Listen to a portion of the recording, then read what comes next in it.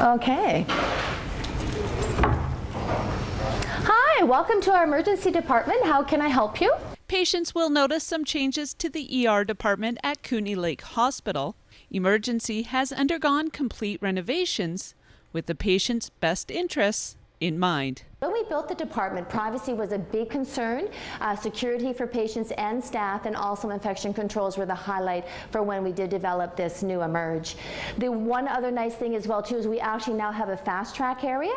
So we have our lower level acuities, our level 4s and 5s as they come on in through the doors. We actually have a comfortable space to deal and take care of our fast track patients. The nurses love the added space, giving them room to move and properly attend to patients. We actually have our spaces to work in, so when you have space assignments or nursing assignments, you will be assigned like the fast track area. So you have that different skill set to deal with fast track, a triage section, we have our acute, we have our trauma base, so each nurse will be assigned their certain areas, but also the comfort just knowing that when you're interacting with that patient at the bedside, we don't have to worry about your neighbors overhearing everything.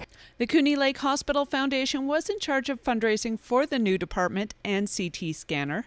The generosity of the community and surrounding areas allowed them to not only meet their hefty goal, but exceed it. Well, basically there's a whole number of pieces that sort of come into play before that, where, you know, there was an agreement, sort of a commitment made actually, that if this $15 million renovation was built, that there was confidence on the part of some of our local politicians that we would actually be able to come up with $1.5 million for a CT scanner.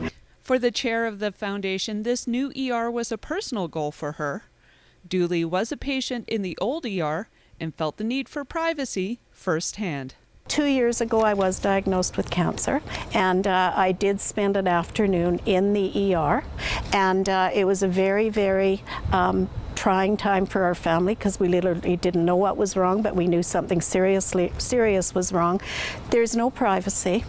My husband and I are fairly high-profile people in our community, so I have no doubt that people wondered what the Dooleys were doing at the hospital. And it wasn't a very pleasant feeling to know that there was just so much sort of dialogue that could be overheard. And then when my cancer diagnosis came through, I am now on a monitoring program.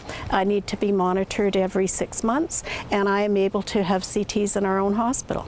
The new ER and CT scanner will allow Dooley and others to continue their treatments in the community. For Go Kootenays in Nelson, I'm Jennifer Waldy.